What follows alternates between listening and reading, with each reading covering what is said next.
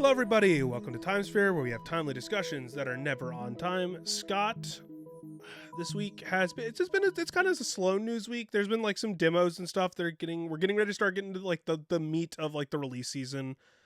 Crimson Desert came out obviously today, officially tonight, I think, but reviews went out for that, so we'll talk about that a little bit later. Generally, kind of a slow news week outside of the backlash to DLSS, which again we'll get into. So we're going to kind of use this episode to catch up on some smaller things and catch up with each other a little bit, I guess, on what we've been doing. Obviously, we talked last week's episode, we talked about Marathon and you playing that. I jumped back into Marvel Rivals to finish the Battle Pass for this last season. So I've been playing a little bit more Marvel Rivals the last couple days. That game did not miss me, and I did not miss it.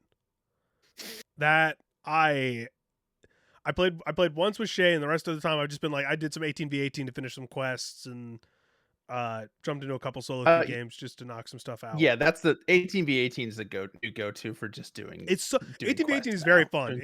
I literally it's also fun. Yeah, turn on a podcast. And it's quick. I literally don't even turn on my PC for it. I just jump back on my PlayStation because I still have it loaded up on my PlayStation, updated there. So I just pop it up on my PlayStation. I have to get used to controller controls again because I haven't played like on controller since the crossplay happened or cross progression happened, and I just jump on there and that's how I grind it, and I'm like, that's fun. But yeah, no, Shay and I joked when we were playing that I'm just always in hell in that game because tank is hell generally as a position in all hero shooters, because unless we're in a sizable group, if we have like 4 or 5 of us in a group, it's fine playing tank because tank is shot caller a lot of the time, so you kind of dictate pace and stuff, and if I can shot call to the people behind us and like make us move, it's fine. When I'm doing it with just me and Shay, not fun. Definitely not fun because Shay is healing and she's the only person healing me, and I'm the only person with a body in front of point because no one else plays tank in that game. And then also when I'm not playing tank, I'm usually playing healer, so I'm either in hell as tank or in healer jail. And then I'm acid DPS. So I just don't get to have fun. I mean, this is going to sound like bad advice, but I feel like you should just get good at DPS because it's quick play. So who cares? I'm going to play the character I want to play. I don't really care if we win or lose. I'd like to win, but I'm not like gonna have a good or bad time if we win or we don't. I joked about I wish I could just be dumb DPS brain, turn off, not care about results. Here's the thing: you don't need to be like the hit scan precision. Like you don't need to like be playing like the Black Widow, hella like you don't have to play that. Yeah. Characters. Like I'm a Storm main. And I because I just like having that little I just like farming assists because I just stay with the group and hit them with the damage boost. I like the ult. I just like being a pesky flyer. I can kind of protect myself from divers a little bit if depending on the diver, if I can just like go straight up and get high enough, I can get away from them.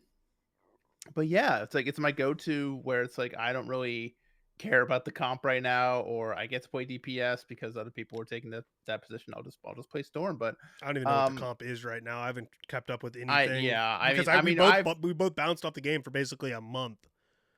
Yeah, that's the first time either of us have been like away from the game for that long since launch.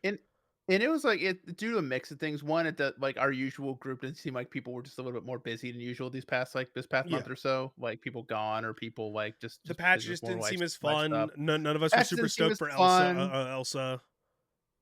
But more so like I've just been playing other stuff. Other things to play. Other things. Prior to Marathon, I've had a good 50 plus hours with Arc Raiders. Just kind of like because I was like, I was excited to play Marathon, but I was like, all right, I'll see what's all the. Speaking of Arc Raiders, did you see the news for that today? What was today? What happened? So last week they announced that they were replacing some of the AI voices, right? So good news. Yes. I believe today, and let me double check this, that they parted ways with their co-CEO of the studio because of sexual misconduct allegations. if I did memory not see serves. that. Well, Let's that's unfortunate. see if that was the case. I'm trying to find a news site that would have that there. But yeah, that's what I saw earlier today when I was scrolling the news. Just because, like, okay, like that's not great. That's not a great look. No, there's just been not a lot of great looks for some big companies recently. Now, I won't Yeah. say that it's not like that's a big, I guess not a big company, but Well, we said it. We said it last week. It's it's not necessarily the key to success now is not doing the right thing. It's just waiting for your enemy to make. It's like isn't that in like the art of war? You just wait on your enemy to make a mistake. That's what all these companies are doing. They're just waiting for another the bigger company to inevitably trip over their own feet, um, and just like find some new way to get some new negative headline. And we'll plenty of that this week. Don't you worry. But yeah. in So addition to, specifically, go ahead. yeah, it's they mutually agreed to. So, longtime EA veteran Rob Runnison, who co-founded Embark Studios in 2018, mutually agreed to part ways with the studio, according to IGN and a couple other sources, following allegations of sexual misconduct with a streamer.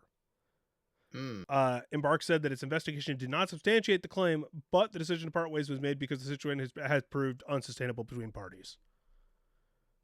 So whether that's them being like, we dug, didn't find anything on the surface level, and we're not going to dig into like this super personally because we're going to agree to this instead, or whatever else happened. But shitty situation. That studio just can't keep its foot out of its mouth after success. But that's just kind of success in general in this industry right now. Is a lot of companies just kind of falling from it. mm-hmm. So obviously, yeah, the big one I've been playing is Marathon, Yeah. especially with this weekend coming up. We're getting ranked. We're getting the Cryo Archive finally. So that's going to be exciting. The way they've rolled it out has been really, really interesting. They kind of did like took a little page out of like the Helldivers book in terms of like the community had to kill like 500 million UESC bots To get the unlock. um to unlock Cryo Okay, that's Archive. fun. The rank thing is kind of cool because it's essentially you have to like bring in a certain like a value's worth of goods or equipment in order to like qualify for rank. So you can't just like buy a free kit or play as Rook and just like do it Yeah, for no stakes because you have to have it if it's ranked. It has to be like um has to have obviously yeah, you have to have the kit for it. Yeah. something on the line. Um, Apart from that, there's a couple demos that I have been playing that I liked. One of them is called Nutmeg, and it's essentially a mix. It's essentially like a soccer manager mixed with Balatro. Oh, I think I saw You this. you Yeah. essentially a I believe secret mode is doing like either they're like the PR doing or the publishing for it. 'Cause they're also doing what's it called, Galactic Racer. So that's how I was already following them, and I saw them post about Mm. this one day. I'm like, well, that just seems perfect for me. Um, you essentially take over as a manager in like it's set during like the 80s and 90s. So there's like a lot of like old retro technology and like there's like an old TV and like in VCR tapes and like you have to like call other clubs on the phone and like ask them about players. And then the actual gameplay is kind of like uh it essentially like when you have the ball, there'll be like three different like pass, dribble or like lose the ball. And so then you can play like you can play cards that will affect those percentages, whether you're on defense or whether you Mm. have the ball. You have to like train the players. And so there's also like there are also like different like scenarios like miniature campaigns. So like the one that you could do in the demo is you take on I believe it's Blackpool and you're in like the third tier of English football and your goal is to get to the next tier 2. And so the first time I did it, I finished near the bottom of the table because I was making a key mistake every time, which is that I was when you collect new cards to add to your deck. I thought I was like clearing out the new cards and adding them to my deck. It turns out my deck had been empty the whole time, and I was just like clearing out the new like pool of cards I was supposed to be like picking from, and so I just had an empty deck going into these games. I wasn't getting I was just getting basic cards every time, and so I was like, why? I'm like, how am I not able to like why am I not getting good cards to play? It's because I read it wrong the whole time.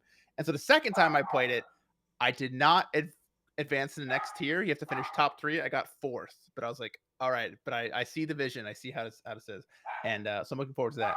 The other I've been playing is Esports Manager 2026, which essentially it's Counter Strike. It's exclusively Counter Strike.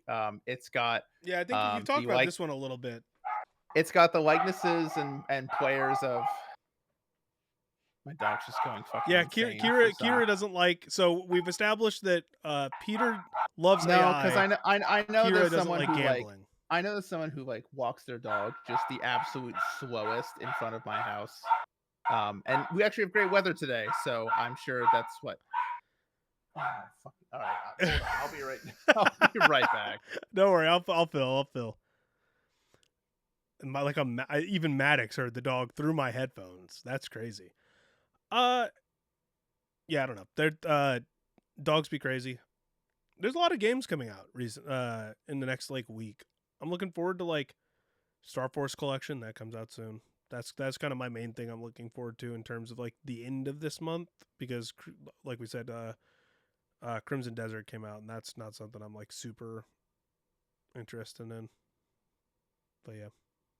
Yeah, this person always like walks in front of walks. Oh, don't worry. In front of her I was up early this morning working on that article I was talking about. Here, go way down. Just go way down. Before we did ever, and there was a person walking on our side of the road, which we don't have a sidewalk on a major road that's in front of my house. And so my dog was losing it. I was in the bathroom and I heard him just start losing it at like 7 a.m. And I'm like, what is going on? That's not his mailman bark. Also, Kiro is being so loud, Maddox heard the dog through my headphones. So like he looked at me like, what's going on over there? Kiro, you can go way down and relax now. I don't know why you're so like, it's so crazy how we'll be walking and for the most time we pass dogs. She's fine. She doesn't care. But if they come in front of the house while she's like on the couch, she just goes ballistic. Yeah. No, same thing with my aunt's dog. My aunt has 2 golden doodles, and whenever they're walking, they're super chill. But like whenever they're outside, they're super chill. But as soon as they're in the house and they see someone walking in front of the big window at their house, they are like they are going to loose. They want to let loose. But yeah, we've talked about Esports Manager before. This is something that I'm not a Counter-Strike person, but that is something that I'm a big sim guy, sports sim. So I'm kind of like, fuck, that sounds really fun. Yeah. The sim stuff isn't so like it's still very much like it's closer. It's definitely in a better state than it was the first time the demo came out, but it still seems like there's a lot of stuff needs to be like hammered home and ironed out. You can actually like each round select like what your team strategy is going to be. You can be like aggressive and play through, pick a certain part of the map you want to go through. You can, play for map control. You can play just defensively. But like when you select that and then you actually watch the little icons move around the map, it doesn't really do exactly what you're telling them to do. And so that needs to be lined up. They also have like a bunch of stats that aren't really explained very well. Like obviously things like rifle and pistol and grenades, and that all makes sense. But then there's like different like ones, and like there's like motivation, there's motivation and morale. It's like, okay, like so what's like I know what those are, like what those words mean, but like how do they apply to like the gameplay? Like and it's not, none of that's really explained. Also, what's really funny is the transfer market. It is like on drugs. All the top like before the first tournament, all the top teams get absolutely just ransacked for players. You have instances like NRG, who's like a North American organization who competes in North American Counter-Strike. They went and signed Zywoo and Simple, who are like 2 like GOAT candidates for Counter-Strike, like 2 of the greatest players of all time. Yeah. And they just had them on the bench because they did it in the middle of a tournament. And then they still reached the grand finals of the tournament. And then like Donk, who's like this like Russian prodigy, just randomly goes to 3D Max, like a French team that's like on the maybe like the lower end of tier one, and like it's just it doesn't like none of the moves make any sense. Um, but I think hopefully that you can like turn that down with settings. Yeah. Because I like to do because you pick up a team, you can pretty much here's the thing, like because I think how it works is like there's no negotiations when it comes to transferring. As long as you have the amount of money, you essentially negotiate with just the player themselves and you pay the transfer fee. But like as long as you have the money to pay for it, then a team will just say yes. Even if they like don't like have an idea of who they want to replace that player with. They're like, "Oh, well, you have the money, so Yeah, that's yeah, definitely sure, something we'll that's give gonna you get we'll ironed out. give we'll give you Donk, we'll give you Kiyosuke, we'll give you this like That's like a trying to player." overload a team with like first round picks in 2K. Yeah, Like, it's like as if trading were broken in 2K and you can just like yeah, or it's like like, or if the cap was broken and you could just like sign whoever you want.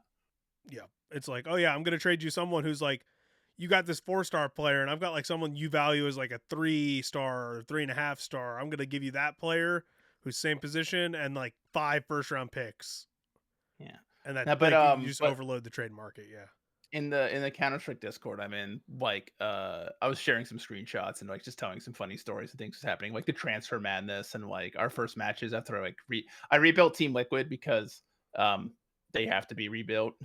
Check out the latest if you're a Counter-Strike fan or if you're not, or if you are a Counter-Strike fan, check out the latest, Wanderers video about, Liquid needing to disband. Um so I try to rebuild them with like an actual like North American roster. But I also like it's funny how like some like Dea, who's like a Russian player who currently plays in like tier two North America, is just like an S tier prodigy. Like he just has like he's already like there's like a star system, and so he's already at 4 stars for his overall rating, but he has like a 5 star potential, and he's just there in like the free transfers. Like he's not even playing for like listed on any team in the game, so you can just have this like 18-year-old guy who he can rifle, he can op, he can IGL as well. He can do literally everything. They just made him this broken character that you can just have like he's just in free agency. You can just take him if you want. But yeah, really what I've been playing most of all is just is Marathon. That's what's really been gotten its hooks to me. I've seen there's a few other people in games media who like are having like marathon related dreams. Not like dreaming about playing marathon, but like if I've had dreams where there's been like a video game on in the background and it looks a lot like marathon. So like it's just kind of like worming its way into my brain. So yeah, I'm gonna keep playing it. The people without jobs can continue to post about their player count. I don't care. I'm yeah. I enjoying mean, it. it The people seems I'm like playing it's with just are a solid enjoying it. game. Just a It's a solid solid game game. overall. Let's see.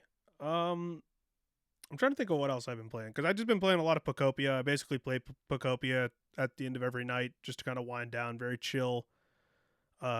Very no, I wouldn't even say like relaxing or cozy. It's just like a very fun type of management. But I've been enjoying that. Um, like I said, went back to Marvel Rivals. There's some games coming out that I'm interested in. I want to play the Star Force Collection when that comes out next week. Obviously, we're getting Darwin's Paradox at the first week of the month, and then Pragmata in the middle of the month. So those are the kind of new ones that I'm looking forward to. I'm hoping to kind of gear up into those. I've got some demos and some previews that I might try and get done for some smaller games that have been getting demos or that are going to be coming out in the next couple months.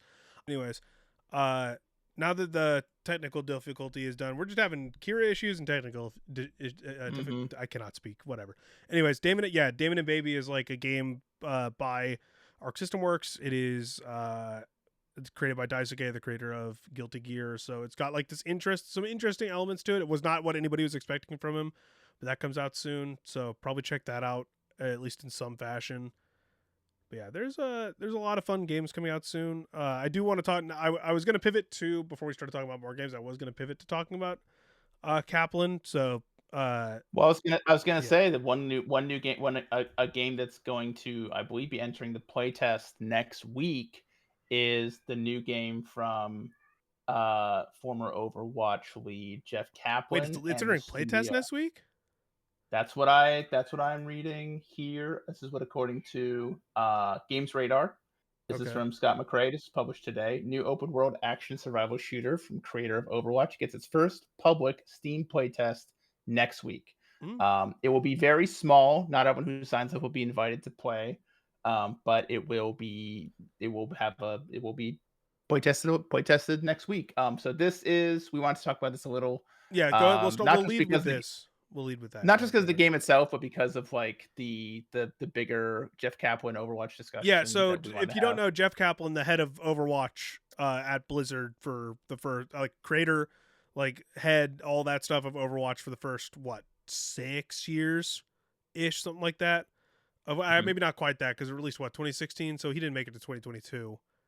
But, yeah, whatever, somewhere around there. But the creator of, one of the co creators of Overwatch, um, he went on, he like left Overwatch or left Blizzard, and then just recently went on the Lex Friedman podcast, which, whatever you feel about that, but he did a 5 hour interview talking a whole lot about Overwatch, his game, the games industry, his thoughts on a bunch of stuff, his new project, which is why he went on the interview, the show. Obviously, he wanted to talk about his new project, which is starting to enter the play testing. Going to probably release next year ish, if we had to guess. But yeah, go ahead and talk about the game, Scott. Yeah, so it's called The Legend of California. It is by Kintsugiyama, which is an independent studio that Jeff founded. This is their debut game.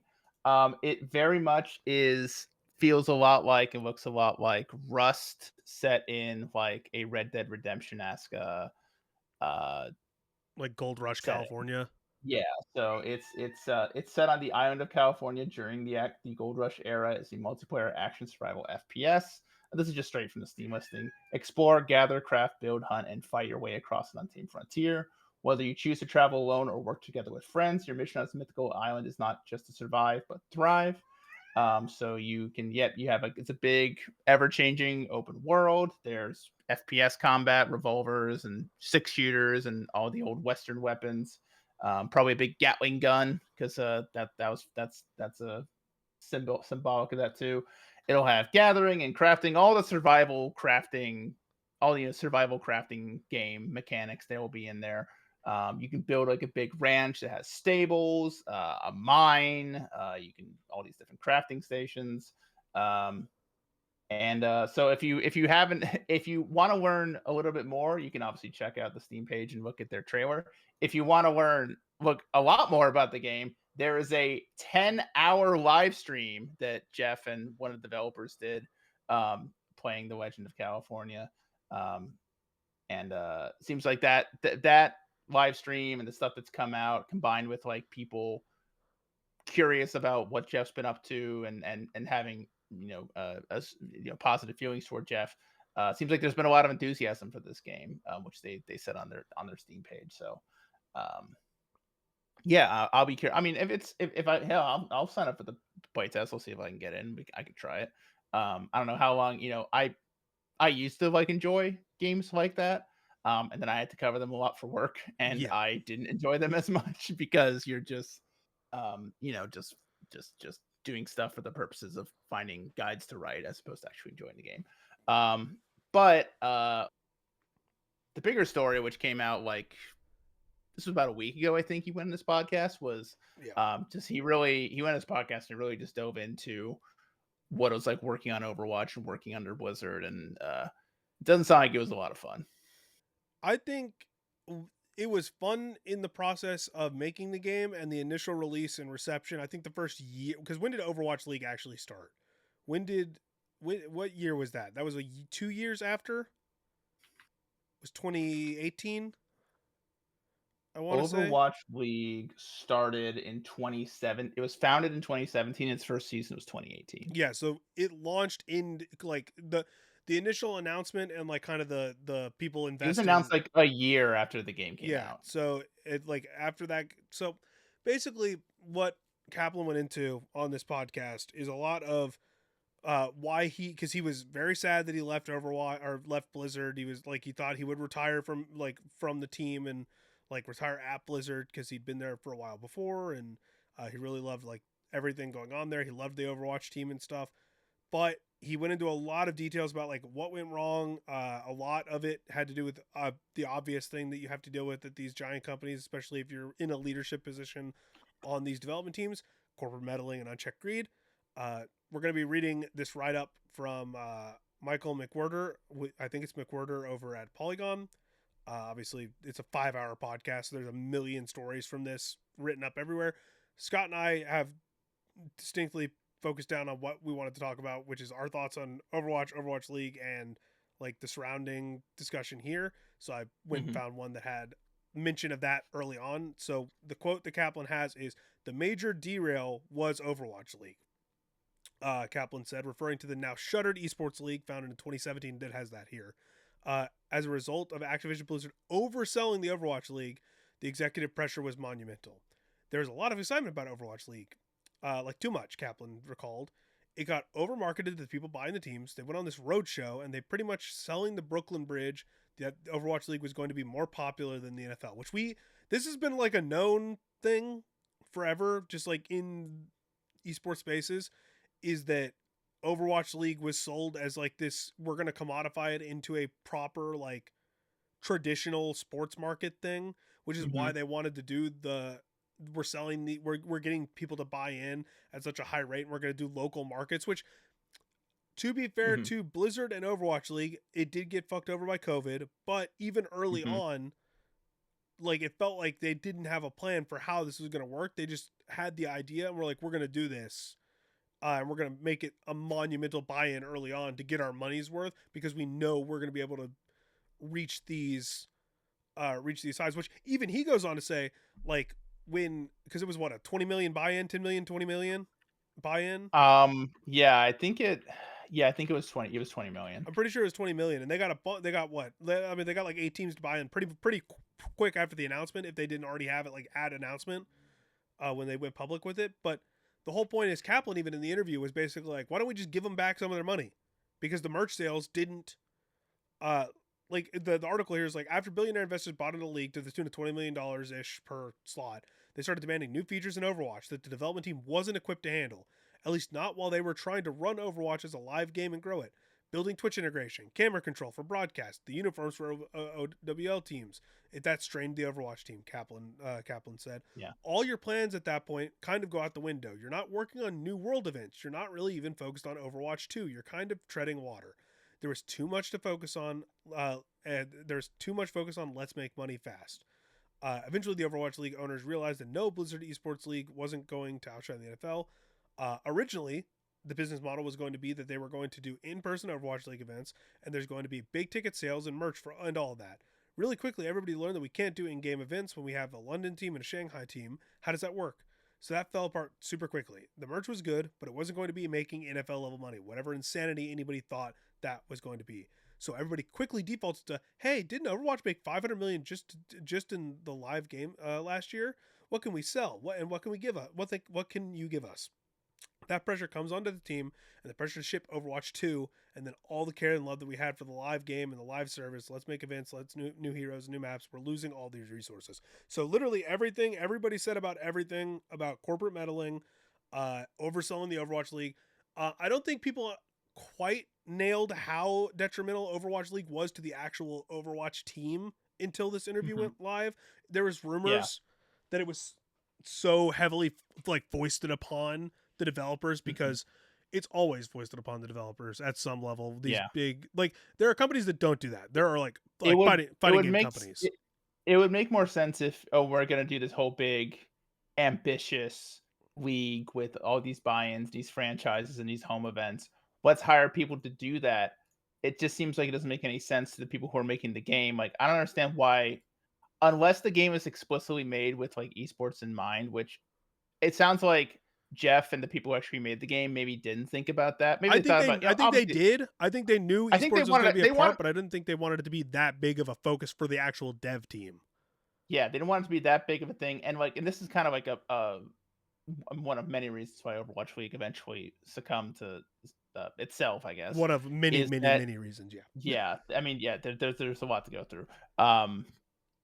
Is that they just went to like each esport is supposed to, for the most part, like grow organically, unless you explicitly make an esport or sorry, make a game that is like has esports in mind, and every single person on the team is like locked in and agreed to that. Like Yep. Valorant's a great example of that. This is a game that they made with esports in mind, that they knew they were going to have a competitive, like structured scene the like within months of it coming out, and that's what happened. They were already having first strike Yeah. tournaments, Riot and they Games. had A lot of these then live they service had companies specifically. Yeah.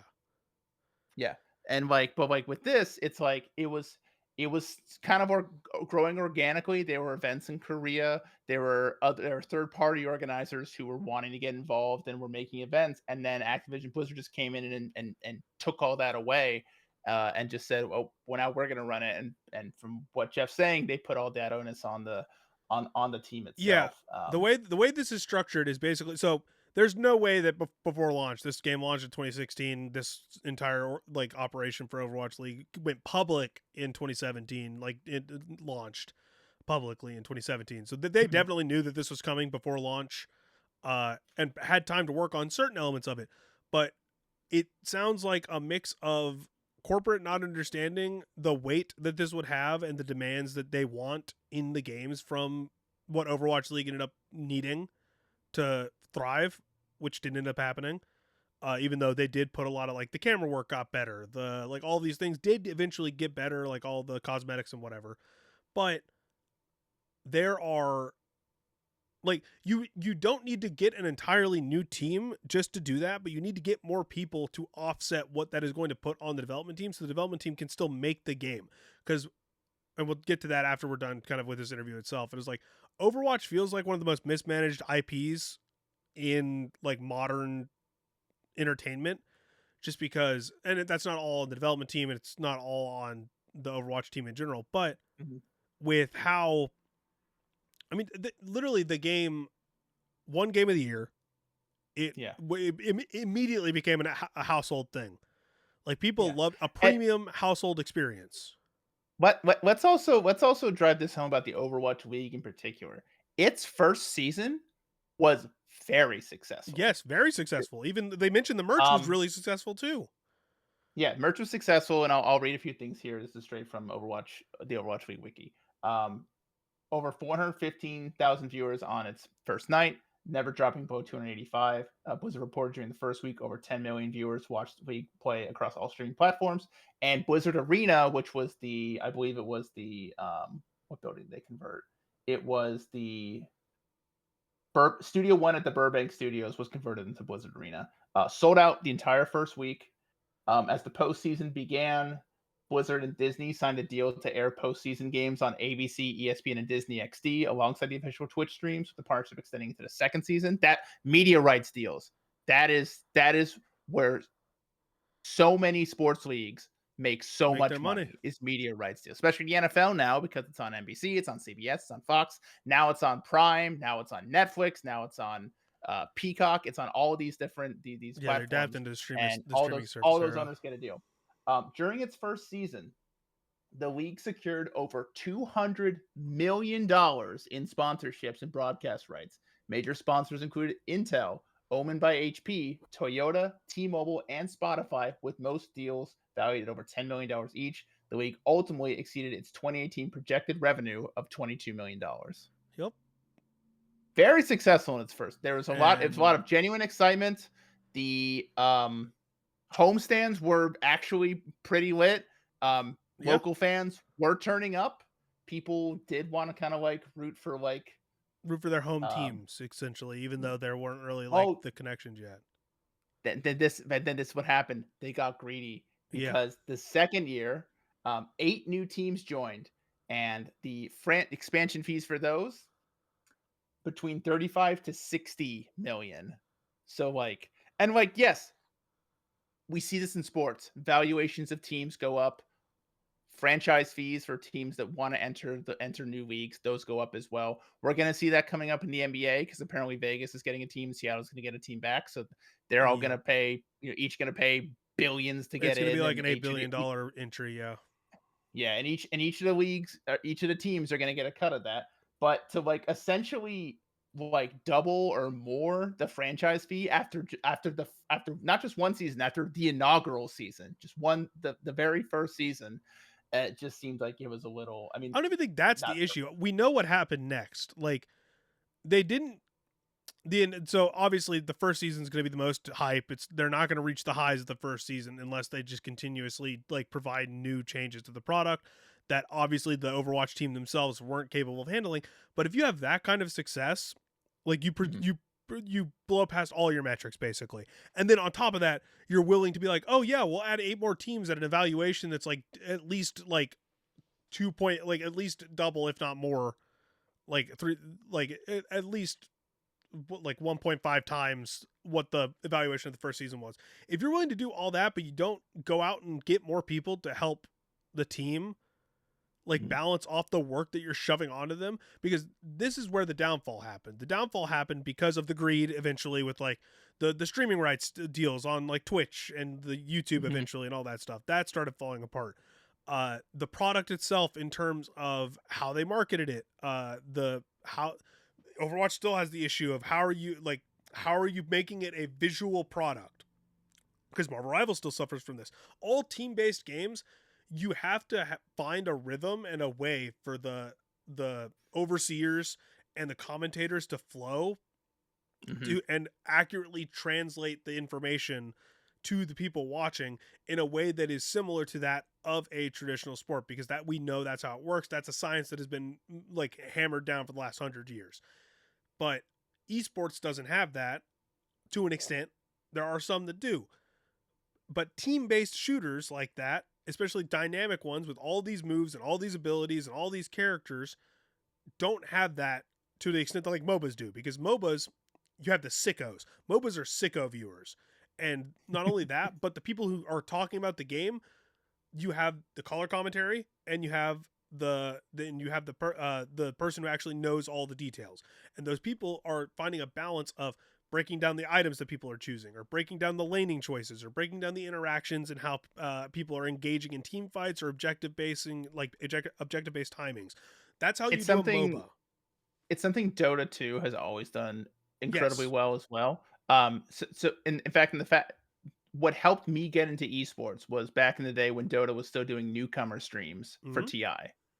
And like if you like were just new to this as all I understood shooters and fighting games, but I was like, well, these MOBA things are pretty popular. I should probably learn up on these if I want to like learn more about esports. And the newcomer streams were excellent for that.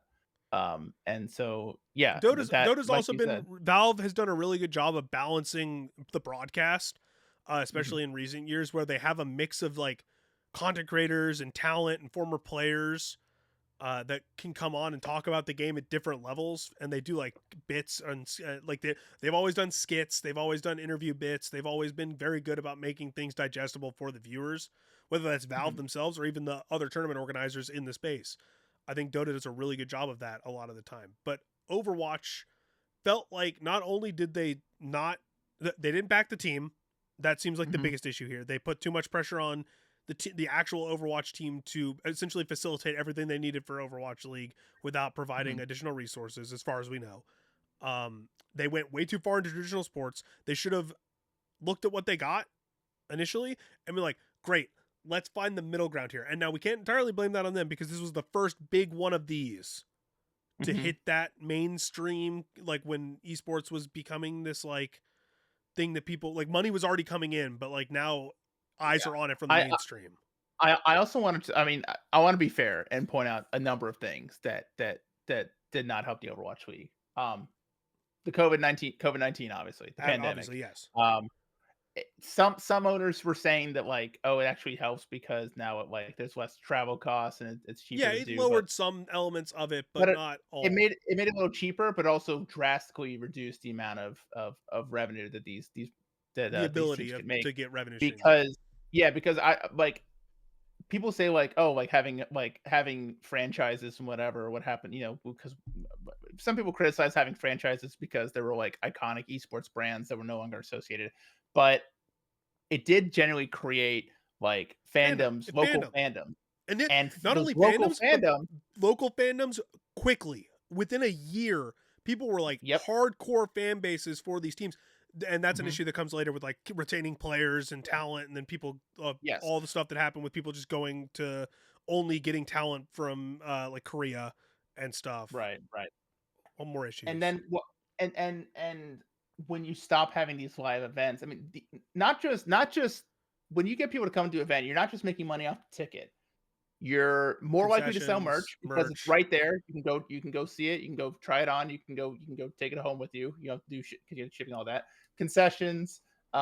It's and those live events are what really appeal to sponsors. That's why you had big names like Spotify and Intel. And I mean, Intel's always been in esports, but it did really well in attracting other brands, including Coca-Cola, Kellogg's, State Yeah, Farm, the big ones T-Mobile. that aren't there, like even Toyota's been around esports like for a while. Yeah. So like a lot of those brands that were the initial buy-ins, not Hmm. surprising, but the second season when they brought in Yeah. like the Coca-Colas, and the Yeah. Coca-Cola specifically, not just a specific brand of Coca-Cola, like actual Coke, uh, Yeah. Kellogg, like all these like actual partners that were not just sponsoring the tournaments, but also sponsoring like segments of the stream or sponsoring Yeah. like replays and shit like that. Yeah. And so not only did the lack of online events not like make sponsors be like, we're not too crazy about that. Then you had the lawsuit, the sexual harassment lawsuit against Activision Blizzard, filed by the California Department of Fair Yeah. Employment and Housing. And that caused a mass exodus of these sponsors. They did not want anything to do with Yep. Activision Blizzard. And this one isn't. This is. I mean, this is obviously on Activision Blizzard. This isn't on the Overwatch No. League's fault. This No. is out of their control. They can't do anything Overwatch League about this. suffered from a lot of external issues that weren't the Yeah. fault of the league Oh, or the team in general. the NetEase thing in 2022, where Uh, NetEase was supposed to be, they're like the distributor, they're like essentially the partner of Activision Blizzard who yeah. helped like release the game in China. And when that partnership dissolved, which I mean, later on, Marvel Rivals became a thing, but that I don't think that influenced this at the time. It did not. Um, then like the game, then it was like not only were there like questions about like financial viability and all these things, but like one of the major regions of this league, China, the game was like not playable, and they weren't sure if there was going to be any like Overwatch 2 services were like suspended in China. So like you can't have matches, you can't have, and the players can't play. So that's just an entire region that just completely shut down. Yeah. And then we had some rebranding and some teams move. So like you said, with like fans feeling jaded that like their team moved, like Philadelphia Fusion Everything left and crumbled very they became the quickly over the they course of became 2 the Skull years. Infernal. And that obviously that happens in sports too, where teams move, but like usually they're there for like a long ass time Well, before not that even just that. happens. I'm more The talking Fusion were about there like for 5 years. if your team moves, that's one thing. If your team rebrands, that's one thing. But in like an esports league, that's not necessarily as damning because at a certain point we knew that the homestand stuff was going to just fade away. Like there were going to be physical events, but there weren't going to be like there was not going to be home market teams. This was just a branding thing at this point. The main issue came with like how esports operates as a roster. Like it operates like college football, like college sports now does, where you might get a player for a season and then they're like, oh well, we want to go like, and this isn't a thing that this is a lot of factors of control. Oh well, we have like some players from here and some players from here, but we feel like if we had a full Korean team that could communicate better, we'd be a lot better. So that's something you actually have to take into account when you look at this. But for fans, especially the more casual fans who aren't esports people who don't understand the business or understand these things, they're not necessarily going to look at, oh, well, my favorite player just got cut for like no reason, even though he was really good last year. The team's been rebranding. The marketing has been weird. The product hasn't been something that I watch or engage with as much. So I'm just kind of done with this. It just slowly fell off a cliff.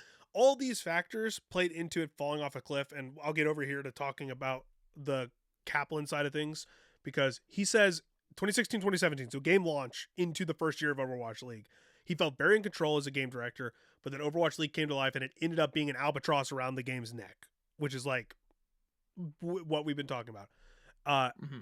It wasn't Overwatch League's failure that convinced him to give up the job. It was specifically Activision Blizzard executives. He says that what ultimately broke me and my Blizzard career was I got called into the CFO's office. He sits me down and he says, Overwatch has to make X amount of money in 2020. And then every year after that, it needs to be a recurring revenue of redacted. So the redacted numbers. And then he says to me, if it doesn't do redacted dollars, we're going to lay off 1,000 people and that's going to be on you. And that was the biggest fuck you moment I've had in my career. It felt surreal to be in that condition. I had believed I would never work anyplace but Blizzard. I loved it. It was part of who I was, and I felt I was a part of it. And I literally thought I would retire from the place. But I never thought the day would come, and that was it. It was like, we're done here. Luckily for Blizzard, that CFO is no longer there. Like, this is... it's just corporate meddling. Like, at every level. Yeah. If there was a balance, if Activision Blizzard saw the success of Overwatch League Season 1, and even if they asked the big money from if they wanted to be like, yeah, now it's $35 million or $40 million to sign in because there's a success here. If they struck a balance between this being a game, because this is the Overwatch 2 issue. All these interviews coming out about like Overwatch 2, about like why the PvE modes were scrapped, even though that was a promise, or why this happened, or why that happened. Like, it's just corporate meddling. Because they don't view... I had this conversation on stream the other day. And I think we had it a little bit on the podcast, where it's like, these people don't care about games. All they care about is money. That's why we're seeing like NetEase and not Netmarble, but Nexon and these Chinese companies that invested heavily in games after the COVID boom, when games were booming and the numbers were high and the sales were high. They gave a bunch of these studios... They founded a bunch of studios and founded a bunch of studios and gave... investment to a bunch of studios to make these games, hoping to turn an investment. When the investment doesn't come, or they find out there's an extra couple $1 million on the line to get a game out the door, even though the game's probably going to be really well received and give them a lot of good publicity and stuff, they don't care about that. They only want the money, and if they can tax write off a game rather than have to pay extra money over whatever arbitrary number they put on a development cost, they'll do it. Activision Blizzard doesn't give a shit.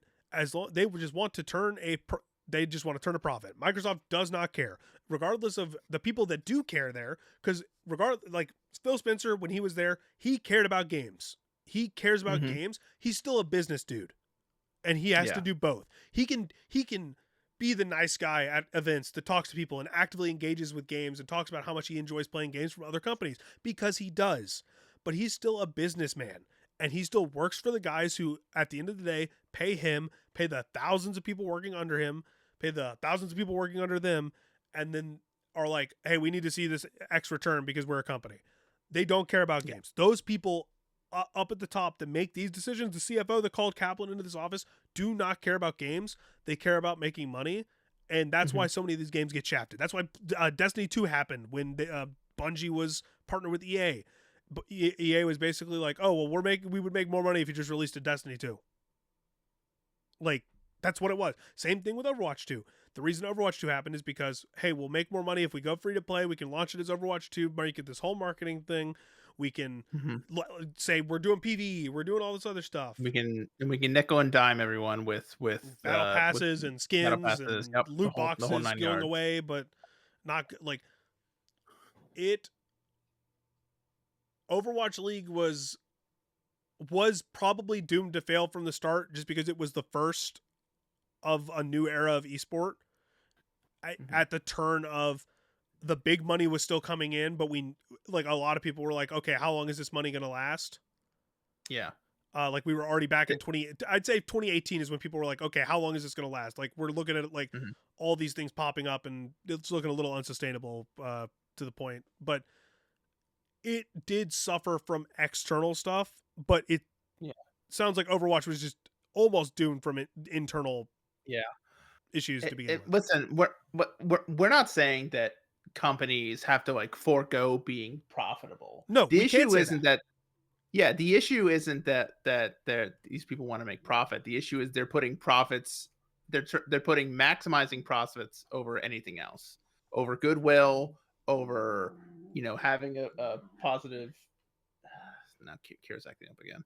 It's Now that over goodwill, over having a good reputation, over maximizing player experience, and it's like how much money can we get out of these players? That's all it's about. Kira really And doesn't like so, Activision Blizzard and big companies. no, she just wants to be a piece of shit. I don't know. Right? Probably Yeah. it's nice and shit outside. I'll be right 1 second. Yeah, you're good. You're good. Yeah, I don't know. This is like a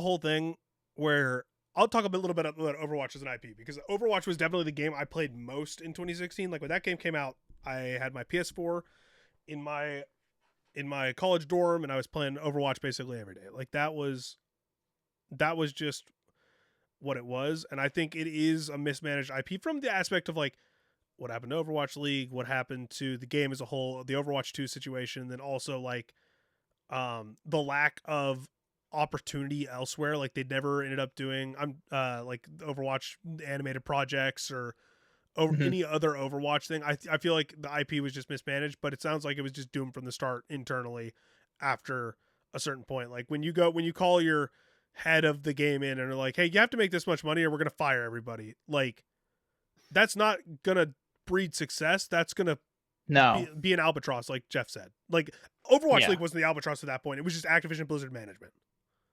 Yeah, and that's and Overwatch League was kind of like a victim of one Overwatch, one management, and two unforeseen circumstances. That I mean, even the lawsuit thing is still also kind of on management if you think about it.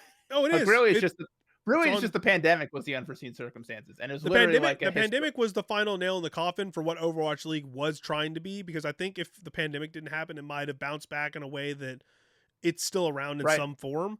But because of everything else that happened before that, including just the mismanagement internally before all the shit came out about management, it was just like that was too much, and it led to its decline. I think without COVID, I think without the lawsuit, because that's what caused the big exodus of sponsors.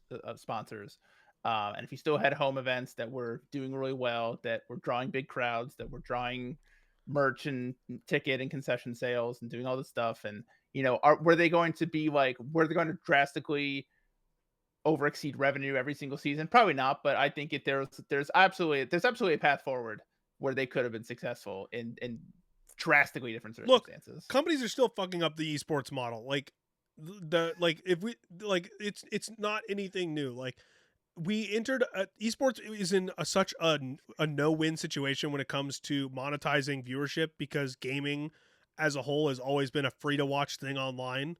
Yeah. So like asking for subscriptions or offering some kind of bonus for like a Twitch sub or a YouTube sub or anything like that, that's the best way to go about it, because you're just giving people bonus ways to support. Merch is probably the best way still, just because people want to support. Yeah. But like Capcom just did pay-per-view for the finals for Capcom Cup this year and got backlash for it for 6 months and then didn't change course. Yeah. I haven't looked at the numbers for that. I guarantee it was way lower than they were thinking it was going to be, right? Because no one wants to pay for that shit, and which isn't a fault of the product and isn't a fault of the game or isn't a fault of the company. It's a fault of these people thinking that they can monetize things in a way that's not feasible in an era like it's been 20 years since Twitch started as Justin.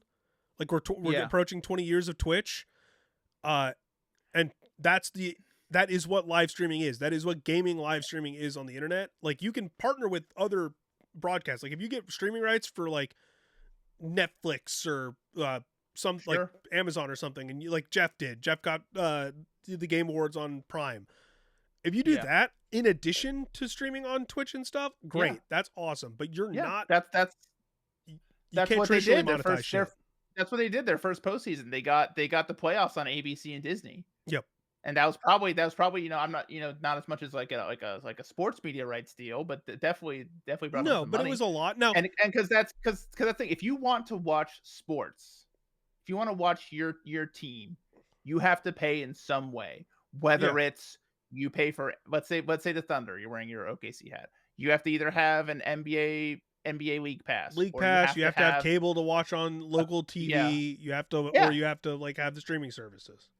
or if you have and then and the same with wrestling, you have to either Here's the deal. if you want to watch you have to watch your Netflix or HBO Max, and then for AEW you also have to pay for pay-per-views. Yeah. Which So, actually they're starting to do. They just announced their new subscription service, which is seems like a pretty good bargain. well, and that's what I'm saying. Like, but for all these things, for sports, for television shows, for movies, for there's a cost. Wrestling, for all that stuff, there's a cost. And the problem was with esports is that cost was never. It was never a thing because everything was grassroots until it didn't become grassroots. Yes, and then you pass the window in which you could start charging. Unless someone is going to your event, you can't do that. Yes, but I think there's a way that can work. And this is probably like a bigger conversation to have on an esports centric episode at some point. Maybe if we have like an esports guest on. I mean, that's what this one has become, kind of. Yeah, and we'll breeze through the rest of this stuff. There's not a whole lot to talk about on a lot of these other topics, but the whole point being, there are ways to do this. Like if Red Bull, when they do like their specialty events where they invite a bunch of the top players up, made that a pay-per-view, that's acceptable because they're doing that entire thing out of pocket, and that's a special event. That's not but if that has a ticket to Capcom Cup on the line. Right. Yeah. That needs to be viewable. Yes. Capcom Cup needs to be viewable. Tekken World Finals needs to be viewable. The international. Yeah. Imagine if Dota, when Valve would never do this because they've got fuck you money. But imagine if Valve tried to make the international pay-per-view. They would never. I can't even imagine it because they would I don't think anyone's ever even suggested that at a meeting. Okay, but what if Riot did it? Riot's definitely had the talk of making World pay-per-view or something. They would get insane backlash. Yeah, that's what Capcom did. That's what Capcom did this year, and they still went through it, and they're probably never doing it again. And so Riot, for example, has gone kind of the opposite route, where they are now heavily going into co-streaming, because then you can, if you have official co-streamers, you can then add those add the numbers. Everybody's doing broadcast that now. Numbers, and then you can go to sponsors and say, look, we had 2 million, 2 million, even if half of them were through for League, Cage Roll, or Double Lift, which is really funny because Capcom also killed co-streaming when they did the pay-per-view. They said no. I'm sure they did. Yeah. So because then you could just watch your favorite streamer watch the event. You don't have to pay for the pay-per-view, of course. Yeah. That's one way to do it, and I think Valve is another example of another way to support the ecosystem and support themselves is by hey, whenever there's a big tournament, guess what? You can go buy a bundle in the store to support the team. You support the team and support us because you're getting cosmetics for the teams and the players and shit.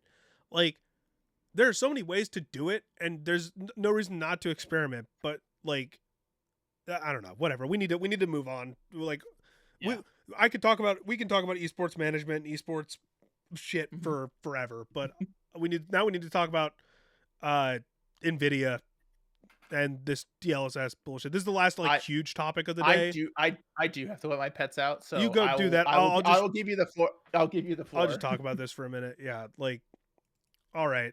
So this is the last big topic of the day. We're gonna breeze through some smaller stuff after this. But if you didn't know, NVIDIA unveiled DLSS 5, which is if you don't know what DLSS is, it's deep learning. So I can't remember the full thing. It's a way that helps the stuff that makes the game run better. It's layman's terms. The cards that make your game run in your consoles, in your PC, and everything. It helps those run the games better without overly taxing. Makes them run better without needing to be full capacity, essentially. I'm bad at explaining this, but what DLSS 5 did in this instance, and what NVIDIA did, is they showed a new photoreal lighting and materials kind of support that basically when you turn it on, because you can turn DLSS on and off, you can turn ray tracing on and off, same thing, it's a setting like that. But when DLSS 5 gets turned on, it essentially replaces a bunch of the assets in real time using AI model. It alters visuals and with any supported game. It can do it in pretty much any project, but if it's a supported game, it'll go at a deeper level. It'll actively go into the background and do stuff. But it just completely changes the nature of the game. It showed Leon Kennedy and Grace Ashcroft from Resident Evil 9.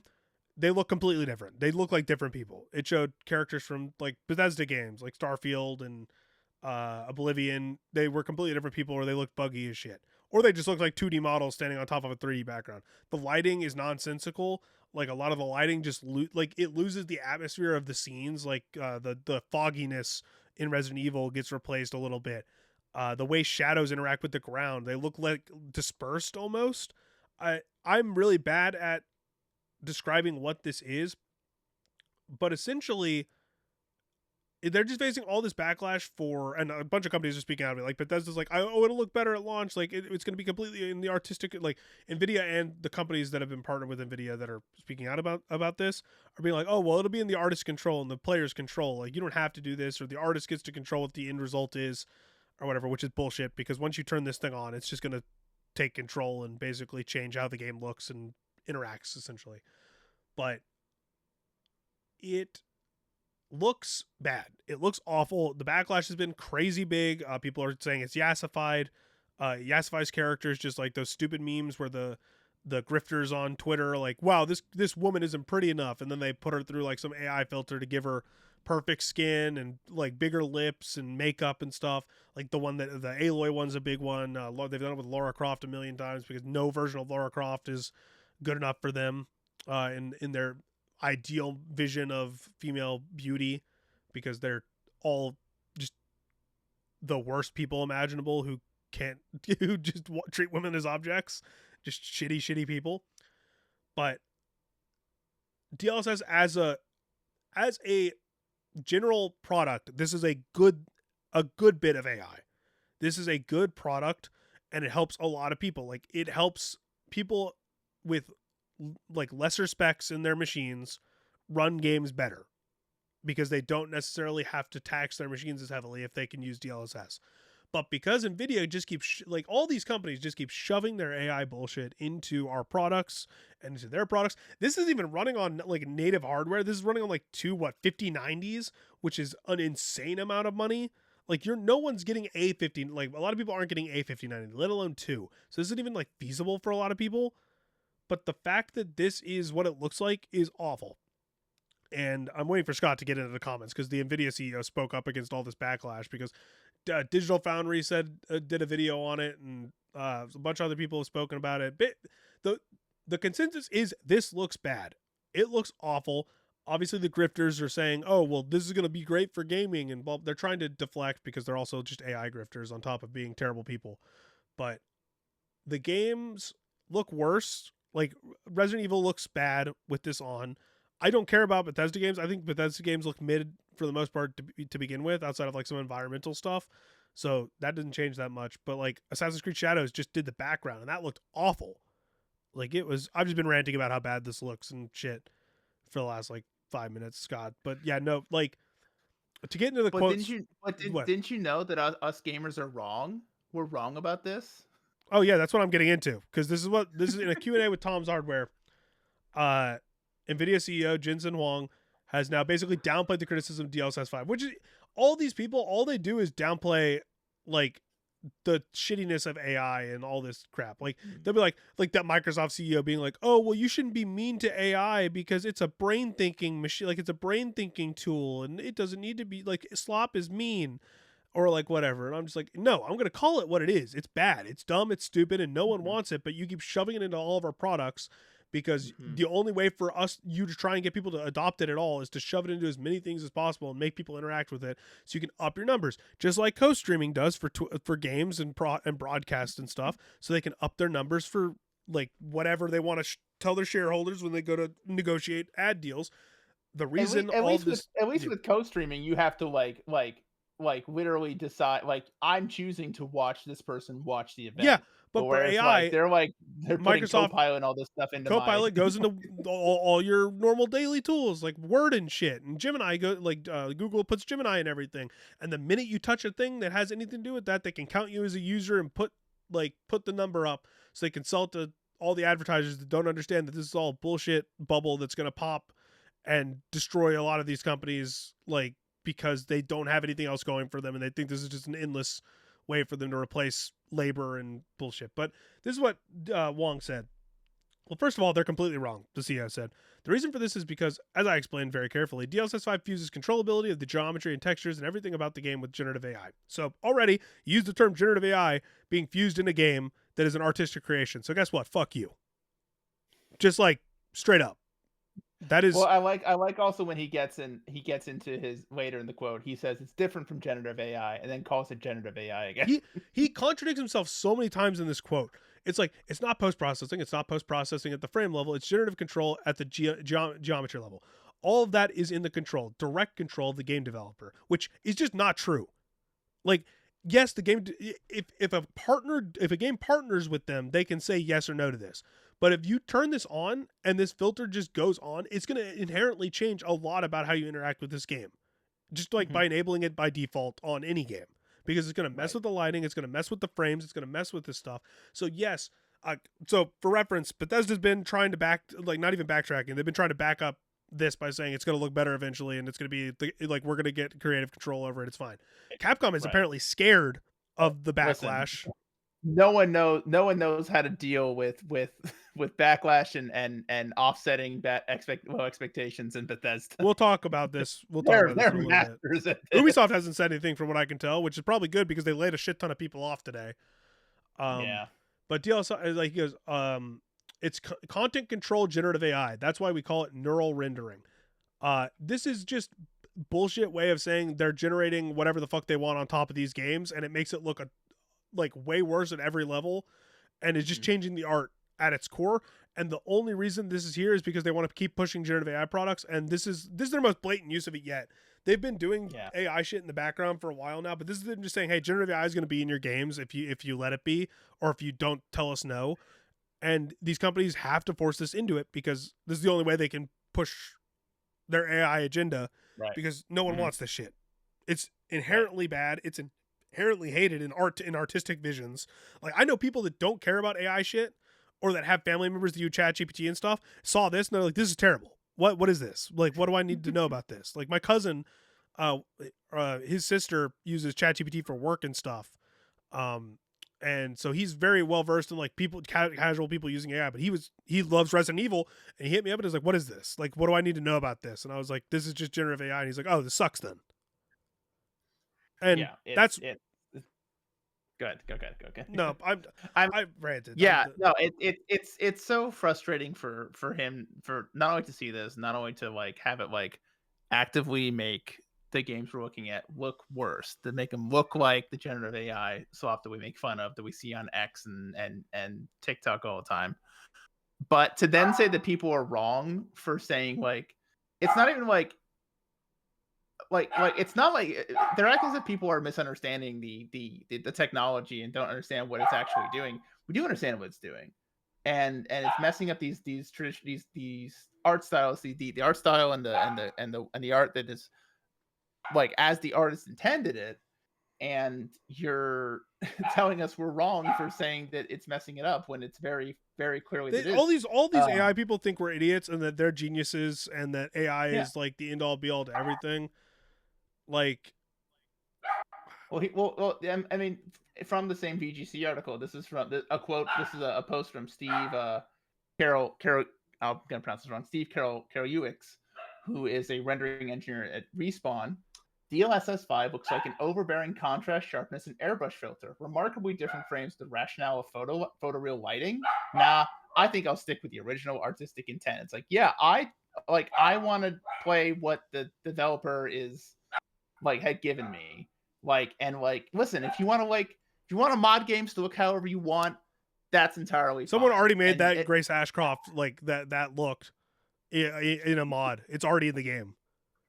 Yeah, and that's the thing. It's like you can modders can just make stuff like this on their own, and it's like, but I just feel like that's different than what this is. This is like, that's an external artistic vision. That's not that like you have to go and do it like a way that's not like inherent to how you're playing the game. If you're on PlayStation, I have to go manually. I have to either if the mod's not made, I would have to make it to myself, or I have to go through the process of installing the mod. Yeah, finding out how to make it work in the game, testing all that stuff.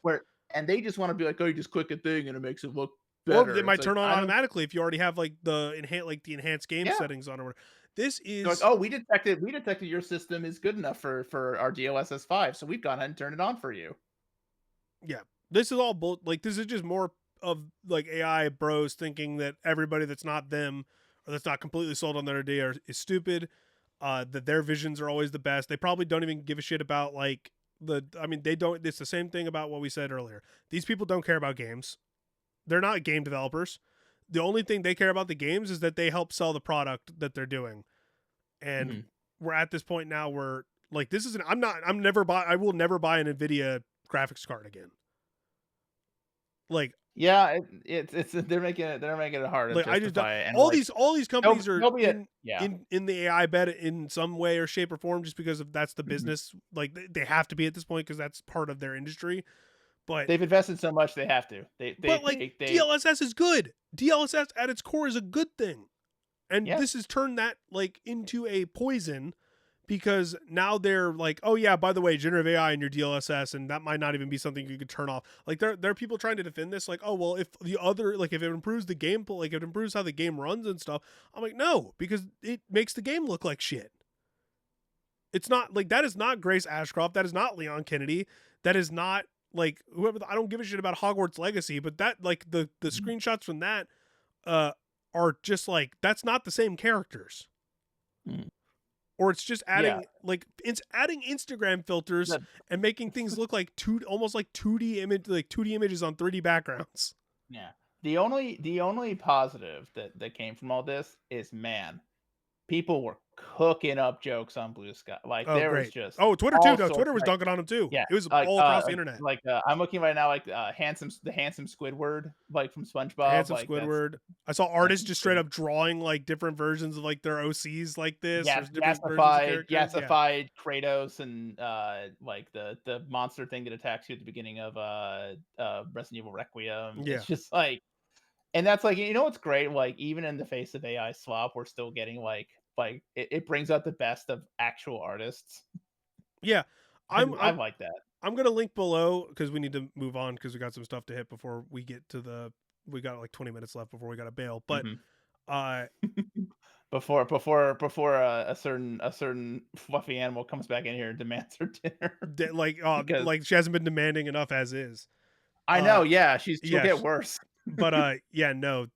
I'll link a video down below. Maximilian Dude had like an entire video just going over this and talking about like artistic vision and like what AI is ruining and stuff. And it's just like a really like from the heart, but also like well worded just discussion on AI and like the good it has the potential to do, but also just like how it's being shoved down people's throats and misused and is destroying art in Right. a lot of ways. So I'll link that below as like mandatory viewing it or for anybody who wants to. It's a very good just like discussion to listen to while you're like cooking dinner or something.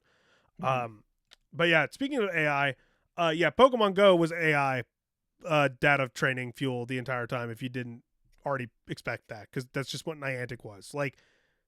If you didn't know this, so this is basically like Niantic is using Niantic, who no longer owns Pokemon Go because it is now owned by Scopely, which is owned by it is owned by Scopely, which is owned by some other company, which is owned by Saudi Arabia.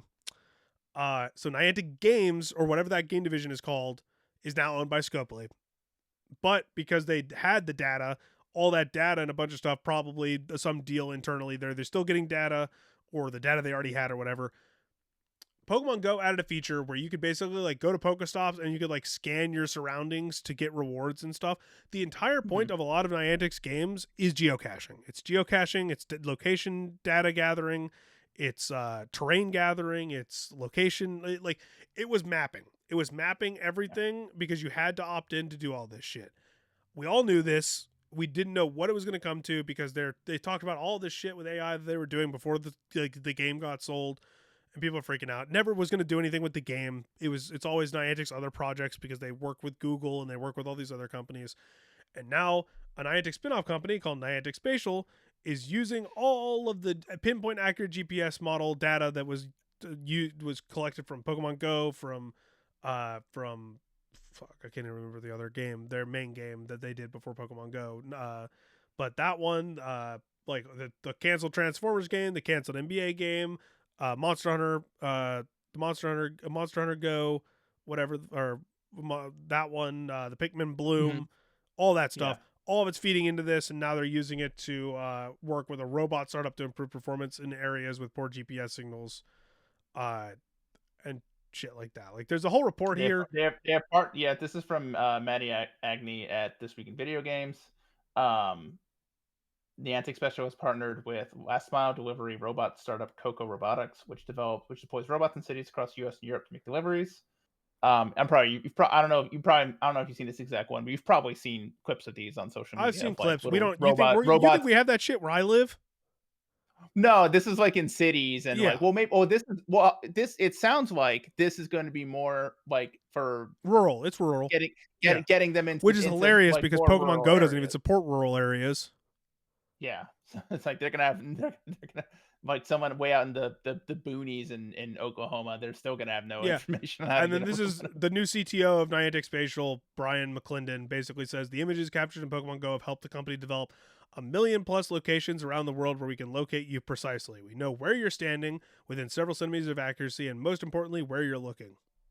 Cool. It bothers me that like a company that has made billions is using our data to help another company make billions, and we just get nothing out of that. Oh no, we get the honor of our data being harvested, but we can only have it harvested by U.S. companies, though. Only. Yeah. The just U.S. companies can harvest your data correctly. If they have to give that money to the U.S. government, I'd rather my data be in some other, like, a foreign government. That's what I said about China. China's not going to use my data for anything dangerous. China knows my browsing habits. They're going to know it anyways. Ooh. Anyways, yeah, I'm like, if they can't arrest me, I'm not going over there. Yeah, I don't know. We'll probably have to skip on talking about our draft this week, Scott. We did finish our draft with it's our Timesphere fantasy critic. Yeah, with some other critic people that we're friends with. I believe we're approaching the first weekend of like the bidding. I've made a couple bids, but they're secret bids, so I won't talk about them yet, so I don't give you any ideas. Oh no. I haven't even looked at like what I want to bid on yet. I put a few things in that I had my eye on. What is that, open Friday? I think bidding opens like tonight, like 10 p.m. I think I think you can start bidding. You can start bidding now, and right now it's secret bidding, and then the bids become revealed. So the biddings are open already, but they're gonna open publicly after this, and you'll probably have like 2 days to match or whatever. We'll have to. We need to make that announcement in the chat so people are. Yeah, because we haven't done a bidding weekend yet because we only just finished the draft last week ago. Yeah. I think we finished it like during last weekend, and the early bidding period had already passed, so we couldn't do any bidding last week. Yeah, okay. We'll just have to update people in the chat after this and be like, hey, here's how it works.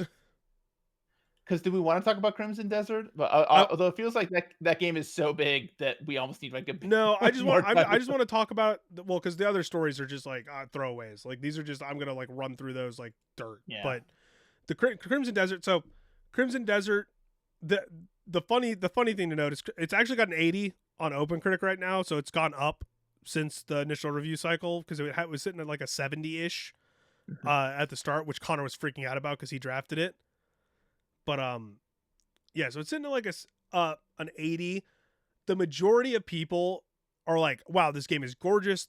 Like you can go anywhere. There's a lot of cool environments, a lot of cool interactables, and a lot of stuff like that. However, the story's ass. The combat is nonsensical and has weird hang-ups, and like there's like not a lot of depth to anything but the world and the visuals itself, which is what a lot of people are hung up on. This is like PC Gamer said this, vast and obtuse in a way that is going to frustrate some and exhilarate others. Crimson Desert is a fascinating journey even when the destination isn't all that. And then Lewis Gordon over at Eurogamer, specifically, this is like a review that I've seen passed around a lot, is really good. A vast world and even vaster array of MMO-like activities mixed with glittering fidelity in Crimson Desert. But what good is it without much character, texture, or charm? Like, that's just kind of the general vibes this game has been giving off. Not bad. But exactly what we thought was going to happen, especially after the previews, is this is like a less charming Dragon's Dogma 2. It looks better. It has maybe more interesting environments. However, the story and like the depth that a Dragon's Dogma has outweighs this by classes, just because of like whatever. This is Richard Wakeling from GameSpot says, this is a 7 out of 10. It might not always be the most cohesive game, mixing high fantasy with steampunk and sci-fi elements, but there's nothing else quite like it. And I can't help but be impressed by how little restraint Pearl Abyss has shown in its commitment to a delightful absurdity.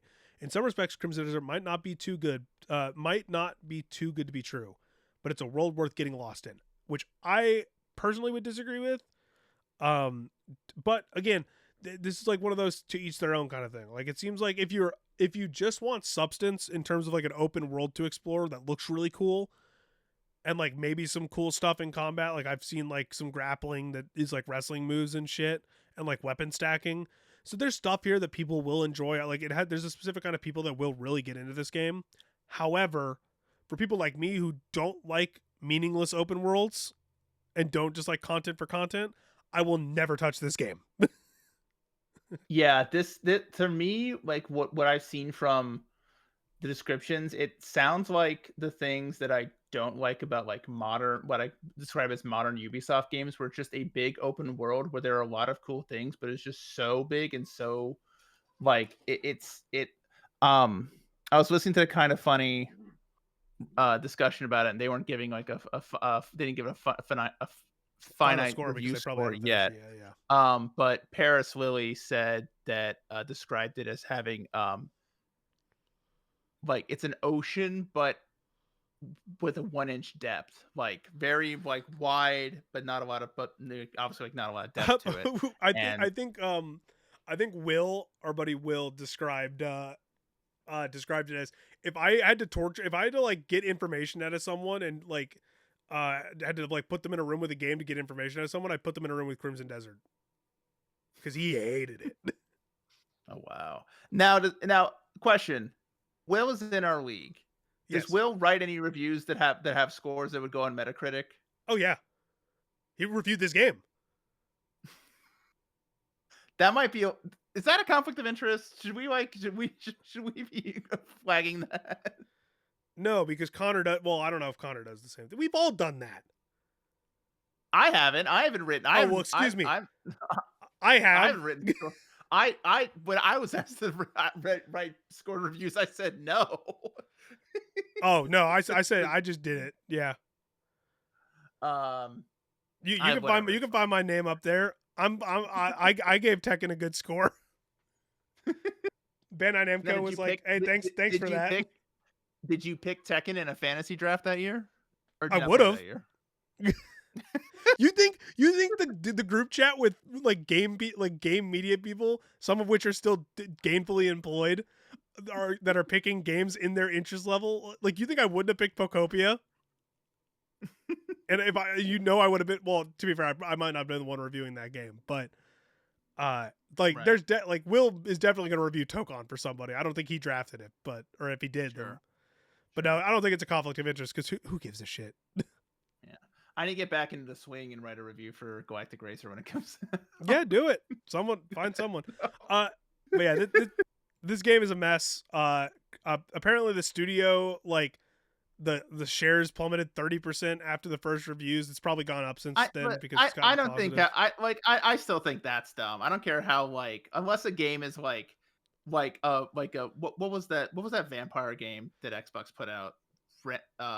Redfall? Redfall? Or like a Concord, or like something has to be like an unmitigated clear disaster for like this game's still gonna sell a boatload of copies. Oh, it is. And that's it's just what's funny. Abolish the stock market. I've said it before. And I'll say it again. No, because hashtag this is like the Kalshi update or whatever. Kalshi, give us money before you get sued into oblivion. Well, hey, Polymarket just I know probably gave MLB a boatload of money. So well, they've also been deemed they've also been they're getting taken to court for a lot of reasons right now. So anyways, Kalshi, give us money while you still have money to give people. But that they apparently like the odds for this game winning game of the year were at like 25%, and now they're at like Mhm. less than 5. So a lot of people lost a lot of money, and serves you right if you're betting on that shit on these Yeah, if you markets. you put money on first of all, 25% odds on on a game to win game of the year when we're not even like 25% way through the year, like you're an idiot. Like you And you yeah, wait till it like honestly you wait till it's like below like 10 or 5% because then you're actually getting good it's actually like a good return on investment. Like 25 that's insane. Yeah. I'm gonna parlay the winner of March Madness with when Trump will visit China and we'll see and then we can afford the next parlay that with another GTA 6 delay. I don't think they let you do parlays actually, which Damn, is that's crazy. like I mean, here's the thing. Hey, They hey, will. Polymarket. If Hey, they don't get Kalshi, big money idea. Hit me up. if they don't get sued beforehand, then they'll definitely try and do this. Yeah. Anyways, yeah, so that game's a mess as we kind of predicted, but like if you're into that kind of shit, it sounds like it's still a good time. Mhm. So have fun. Speaking of messes, Starfield's finally coming to PS5. We're gonna just kind of breeze through these last couple stories here. Oh, it's Call it not a quits. mess. Okay, It's a little messy, but it's not a it's a mess. Bethesda game that like okay, so conceptually, this is the Bethesda game that would have got me. Sci-fi, cool Right. concept for plot, all that shit. Mhm. Should have got me. I played 10 hours of this game and bounced. Hard. I definitely Like, put more up. We'll start with you. What bounced you? all just 'Cause everything. I put a lot more time into it and then got bounced for like one very specific reason. I But bounced because I was like, okay, I want to be like the space rogue, kind of like mhm, the smuggler that does the mainline quests, but if I find opportunity to like get shit, and so I took like the housing perk so I could hide mhm, shit in my house on the planet, whatever planet you get the mhm, house on. I built up like the space stuff because I wanted to do space battles and shit and like all that stuff. So mhm, that's where I was gunning for. I was gonna do the main story and become a smuggler. That was what I wanted to mhm, do. And then I played 10 hours of the game. I got through the first part of the story, which was very slow and very mhm. meandering, and the characters did not interest It me at is. all.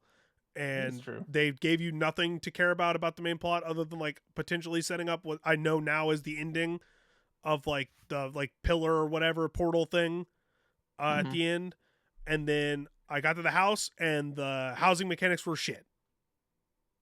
Yeah, And yeah. I was like, done. I was also disappointed by a house Absolutely and the least wouldn't interactive do it.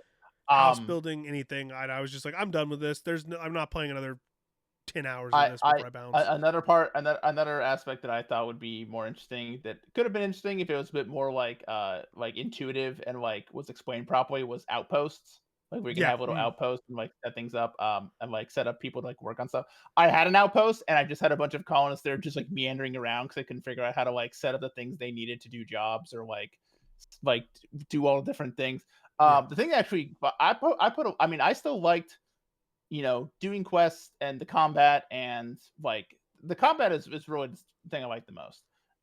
And doing and like building up your reputation and there were things I like. But the thing that got me was there was a main story mission that was completely bugged.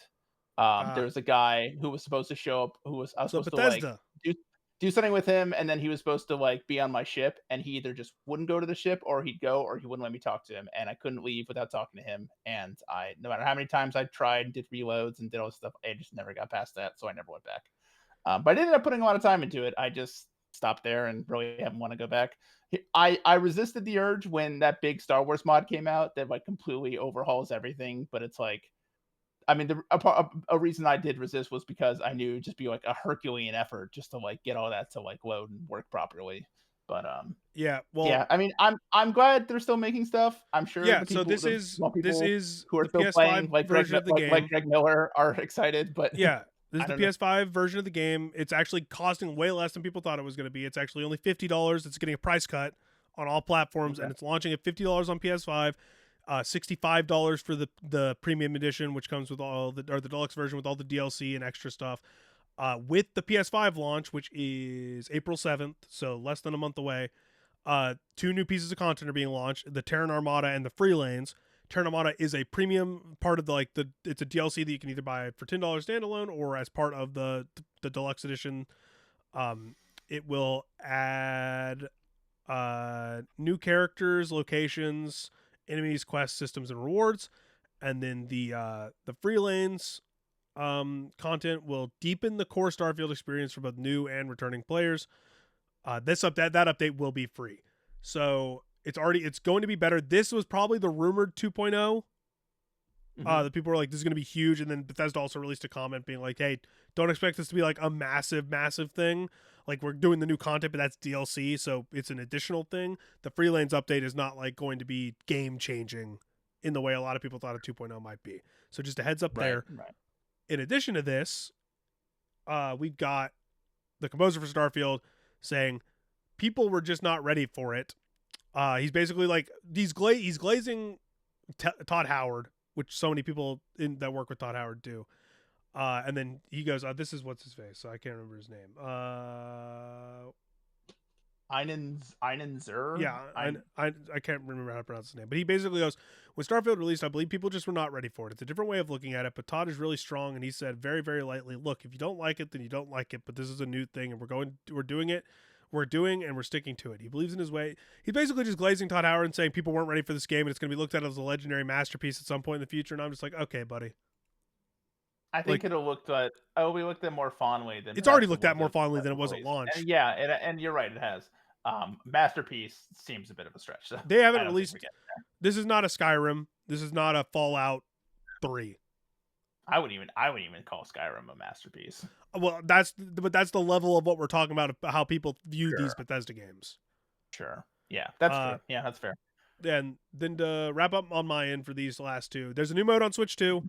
If you've updated the Switch 2 to the latest version that's out now, Nintendo rolled out a little bit of a surprise for people that you can turn on in your settings that basically lets you use a handheld boost that runs Switch 1 games as if they were docked. So if a game is like basically not a Switch 2 developed game, so any older game that is like doesn't have a Switch 2 version that you're playing already, you can use this mode and it'll run that game as if you're in docked mode, but in handheld on your Switch 2. This might mess with some of your controls, might mess with the touchscreen, so be careful of that depending on the game you're playing. But for older games, this makes it like 1080p on the handheld. And like improved like what if you were playing it docked on the Switch 1, that's how it'll run on handheld, which is really cool. It's battery intensive and messes with control settings, but that's cool. I'll probably do that for Hades 2. I did that. Well, Hades 2 has the free Switch 2 update. Hades 2 has. I bought it for Switch 2. Yeah, then it has a Switch. What do you mean you don't need that? I don't need that? Okay. Yeah, it's a Switch 2 version. Oh, okay. I thought. No, okay, this is just for Switch 1 games.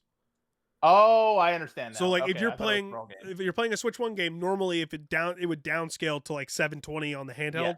Oh, right. This makes it play at like 1080 or like whatever a more Switch 2e resolution would be, because it's bypassing that game's code or the back end of that game to be like, hey, you're running on a Switch 2, you're running on a dock now, because the Switch 2 can handle that. And then my last little thing here and then Scott can have the floor for the last little bit if he wants to, but don't look up Street Fighter 6 Alex lore unless you just want to be confused and a little bit disgusted. We should just not elaborate. We should just test the audience. We should say don't look up the Street Fighter 6. I'm not even going to link this story that I was going to read because I don't want to read it, because I'm cursed with that knowledge. Street Fighter fans are cursed with that knowledge now. Just if you want to know, go ahead. I warned you. We'll end it with one last little news show, or was the last little news bit. If you've ever looked at Steam charts and think, wow, there's always so many people playing CS2, like what are they like? What are they up to? What do they think? Right now they are all losing their minds because of a random change Valve decided to throw out on a Wednesday. They have changed how ammunition works. So previously when you reload, this happens in a lot of video games. You reload, you have it's like there's 30 bullets in the magazine. Yep. You shoot 15, you reload, those 15 bullets magically go back into your pool of ammo, and you can just reload with the full clip. They have now changed that. Now when you unload a clip, whatever bullets were in there that are still in there are gone. And now different weapons have certain amount of clips now. Like I think the op only has like 2, so now like the maximum amount of shots the op has, which is like the one shot like powerful sniper that every team has, like every pro team has like an opper, like it is their job to use the op. Now they have like 15 total shots instead of 25. I think this was done in response to like increased spamming, like just spamming through like certain destructible parts of the map and through smokes. But this also just completely changes the way people played Counter-Strike for 20 years now. Through all its various different iterations, it's always been the ammo's always been the same, where like it's the magical pool. So many games have this, where like you reload you reload your clip and all the bullets magically go back into your pool. Now they said nope, you don't get to do that. And so now Counter-Strike players are just they don't know what to do themselves. The pros, they also have they got to figure it out, because there's a tournament, there's like Blast Rotterdam going on right now. I think they're just gonna ignore this update until after this tournament's over. They're definitely not gonna just implement it in the middle of the tournament. That would be insane. But yeah, I think the bigger thing for me is it's just so funny how something like that seems like not that huge. Like if you're not like a big Counter-Strike person, you'd be like, oh, they changed how ammo works. So what is like so like there are thousands of people whose like daily lives are dramatically changed by this. There are thousands of pro players whose livelihood is based on playing Counter-Strike that now have to do something completely different than what they've been doing for 10, for forever, 15 years. It's funny how Valve could just one day just be like, ha, we're going to do this. And then that's it. And then they just sit back and watch the chaos unfold. I want you to know, while you were explaining that, I was listening the entire time. Yes. But I got a notification on Discord that Desmond pinged me.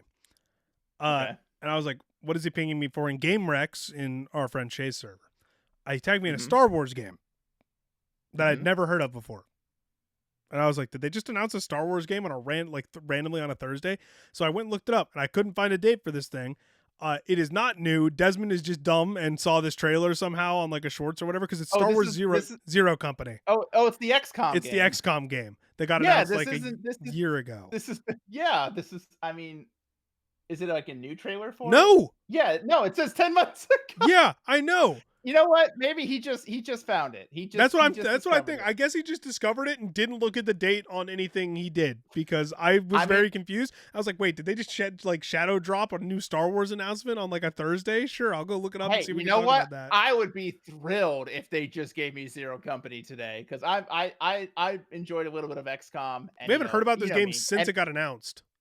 Yeah, anything Star Wars related, I'll definitely try. I've said it before on the show. I'm just completely unwilling to wait for Galactic Racer. If they just gave me Zero Company today, I'd be very happy with that. But no, we don't know. Would be very happy. We don't have any new information on that. They said it's going to launch this year. We'll see. Yeah. They also said Galactic Racer was going to come out this year. We'll see. Yeah, while you were talking, I was looking on social media and I was like, what, where, what, huh? Anything new? And then I found like a Twitter account that's unofficial and they're talking about anti-woke stuff. And I'm like, okay, goody. Well, Star Wars, everybody. Anyways, that's the end of the show. Thank you for listening. Shout out to everybody who's been subscribing to the YouTube and liking and commenting. We really appreciate it. I like going through and responding to your guys' comments. A lot of you are very thoughtful in how you comment and interact with the show, so I really appreciate it. I hope you can continue doing that more. We'll try and do better about it, reminding people. I'm terrible about promoting the podcast. I post about it like twice on social media, and then that's kind of it. So we're gonna try and be better about that. But yeah, I mean, come back next week. We'll be talking about some other stuff. We'll probably talk a little bit more about our what we're playing, because I'll be playing some new stuff by then. We'll talk about the new season of Marvel Rivals. We'll talk about our Fantasy League draft a little bit more. If you want more of us, I stream now That's a thing that has happened. So I stream 3 days a week, usually Tuesday, Thursday, Saturday. So come by, hang out. We're about to finish up Pokemon Blue as of hopefully at least the day this comes out. Hopefully will be the last Pokemon Blue stream because I am ready to move on from Pokemon Blue. But yeah, I'm tired. I'm tired, Scott. Old game, old. I love old game, but old game, old. Old game, old. Anyways, have a fantastic rest of your week and enjoy your games, everybody. See you later. Bye-bye.